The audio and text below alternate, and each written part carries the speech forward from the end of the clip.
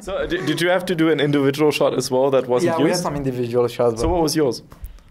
It was something like, and I don't remember like. I think it was something like that. Okay, I can see why they didn't use it now. Was it that bad? No, I'm just kidding. Come on. Hey everyone, this is Darius from the Shotcaller. I'm sitting here with Xerxe. Congrats on getting the 3-0 against Rocket. That seemed almost a bit too easy. Thank you. So, yeah, it seemed a bit easy.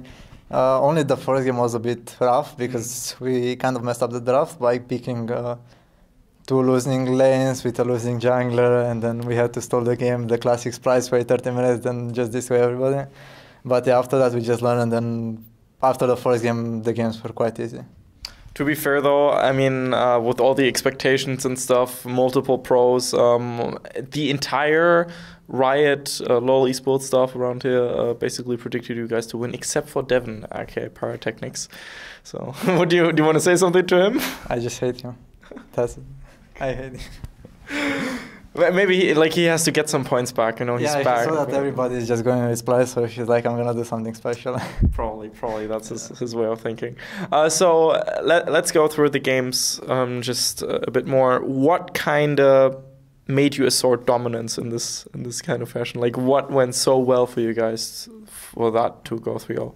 Well, so in the first weeks of the split, we were playing more like late game, and we basically learned a lot how to team fight and just hold the game and just be as annoying as possible for the enemy team to close the game.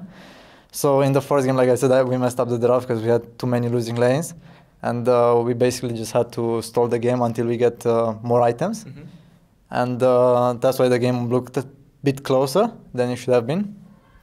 And in the second game, we had a draft kind of similar, right? Like we had this time we had Camille top lane, which Odo loves a lot, and we had as well like Black Shield with Xerxe, so whenever I would jump in there, nothing could stop me, and I think we just played much better, and we had like equal lanes this time, or even winning.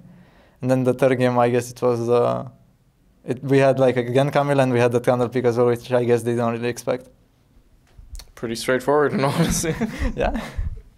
So, interestingly enough, let's talk a bit about the MVP votings, because the first 3 teams have been officially announced, and congratulations, you have been decided as the best jungler of the ULCS Spring Split. That must feel pretty special. Yeah, it feels great, because I remember last year, in my rookie year, I think in Spring Split or Summer Split, I don't remember, I really wanted to be in the top 3 at least. Like, I didn't have like high hopes because there was Jankos, there was Rick, there was, I don't know who else, there was something good. Yeah, and was really good. Yeah, and I guess I was just hoping for top 3, and I didn't even get in the top 3, and I was kind of sad, I guess. And this year, it's just amazing that from last year, and where I wasn't even in the top 3, and now like I'm the first one, and that just feels great. Congratulations. I mean, in all fairness, though, you did grab the Rookie of the Spring Split award from last year, so... Yeah, I had that going for me, which I guess kind of made it up for not making to the pro team last year. Fair enough. Now, what was a bit surprising, though, or a bit sad for you, I guess, was that Hilly-sang had 1 more point than Kissing. Yeah, I saw that. He was so mad at home this morning. He was like, how could this happen? And yeah, but I mean, that 1 point difference, like, is not... I mean, it makes a difference between first place and the second, but I think he should still be happy. Oh, yeah. I mean, it's still second place. It's so good. You might as well just call 2 first places. Yeah, well, they might have done that if you would have gotten 1 more point. Yeah. Actually, what happens if... Is it possible to have like the same amount of points? I would assume so. I don't know. Maybe they make you like play an ARAM or something. They put a Super 101 Zillion contest. That would be so... Imagine like playing Bard or Zillion, who works better, who like hits the skill shots. Oh god, yeah, I can see that. That sounds like a fun event. Yeah, that would be like... Yeah. That sounds like something for All-Stars. Yeah, something could be done, like something similar. Maybe. Now, you are set for Copenhagen. Have you already invited some of your family to come there? Not really. I guess I just prefer to be alone, and I don't know, I guess not feel, I mean, not necessarily feel pressure, but I guess I'm just fine being on my own. I might consider like, you know, getting my parents, but I'm not sure yet. Okay. Last year, when you were at the finals with the unicorns, did you bring your parents? No. Okay. Lone wolf. Jesus Christ, okay. Luckily, we're not in the US. No, I'm not going to follow that joke. So, yeah, what the F-bomb was that Trundle jungle pick? Well, I don't want to go into many details because of obvious reason, but it was just a good pick into what they had, and it just worked out. So it wasn't a misclick? No. Okay. Maybe next time I'll misclick something else, something more interesting, maybe a Timo. So yeah, what about Nocturne though? He's been racking up solo queue ever since 8.5.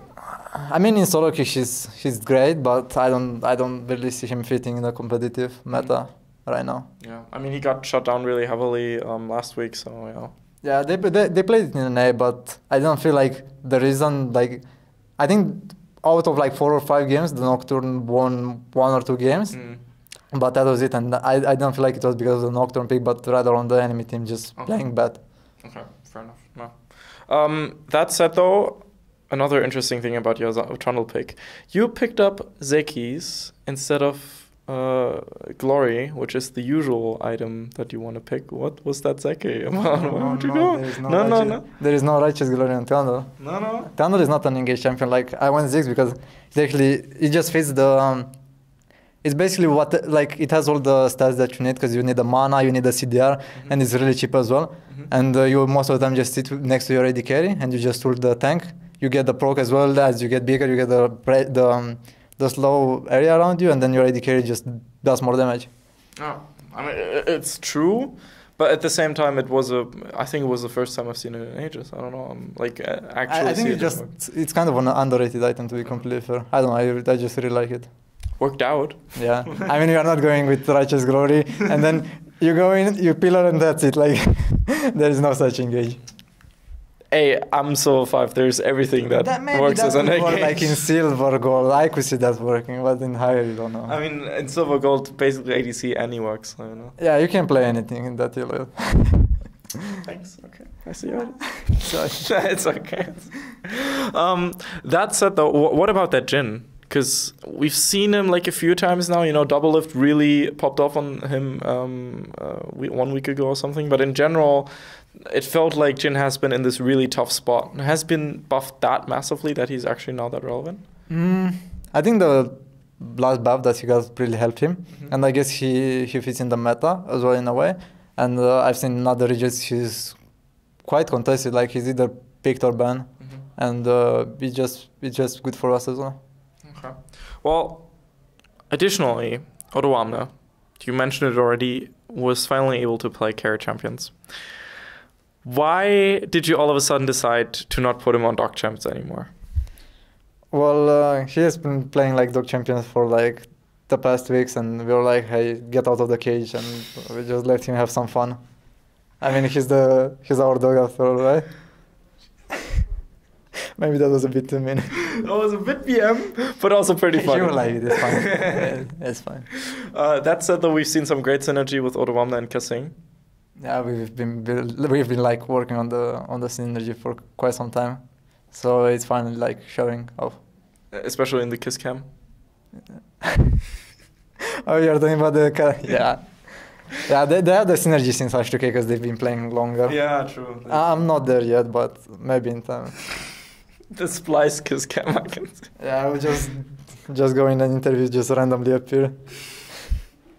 We've seen a lot of love in the LCS with Jacktroll and now Odoamne and Xerxe. Yeah, we have like weird couples. Yeah, and Deficio and Quickshot, of course, the power couple. Yeah, it's actually really nice to see ULCs like this, full of love, of joy. Yeah, it's such a fun split. What did you think of the hype video? Because that was insane to watch. Holy. It was really hype to watch, but I felt like we didn't get that much exposure, so I was a bit sad about that because I think we got like just the group shot. Yeah. For like 5-6 seconds. Then it was combat pentakill and that was it. And then every other team like had like I don't know 20-30 seconds. And I mean, Odo had his like individual shot with the hands thing. he just slices something. That said, though, in the group shot, you were like really out of the frame for some reason. What? I mean, when we were doing it, basically like after we did it, the producer said that I might have been like out of the frame. Yeah, and then instead of like making one, we just went with it. So did you have to do an individual shot as well that wasn't used? Yeah, we had some individual shots. So what was yours? It was something like, and I don't remember like. I think it was something like that. Okay, I can see why they didn't use it now. Was it that bad? No, I'm just kidding. Come on. I'm just I kidding. don't want to be insecure. No, it was alright. It was alright. Just a bit BM from me. It's okay. What was Xerxe's? I don't remember. Oh. I mean, everybody had like 2 or 3 different ones. I mean, it's kind of fair that, you know, G2 and Fnatic kind of put the majority of it. They've been longer and they've been winning as well. So. And they're also already in the semis. Yeah, so I understand like why they did that. Yeah. Rocket got a lot of exposure. Memento especially, like the one shot from the side, I thought it was like a Drake cover or something. Yeah, it was pretty cool to see it. You should probably go for that as well. Like, pick your favorite hip hop album and then just. Next time I'm gonna do my own video, put it on YouTube and just hype myself. If Riot doesn't want to help me, I'll do it myself. Okay, that sounds like a really good PR idea. Yes. Anything you would like to say to the Splice fans that will be attending in Copenhagen, of course? I just can't wait to see all the fans cheering for us, and thank you guys for supporting us. Awesome. Anything else you want to say? No, I'm done. Okay, good. Well, this was Xerxe from Splice and Darius from the Shotcaller. Hope you had a good day. See you then. Hey everyone, this is Darius from the Shotcaller, and I hope you just enjoyed that interview. This is a generic end card, so make sure to click here for another interview or here for a different interview. And if you want to check out more content, specifically from the NALCS, make sure to visit theshotcaller.net for more interviews and other esports content. Have a good day.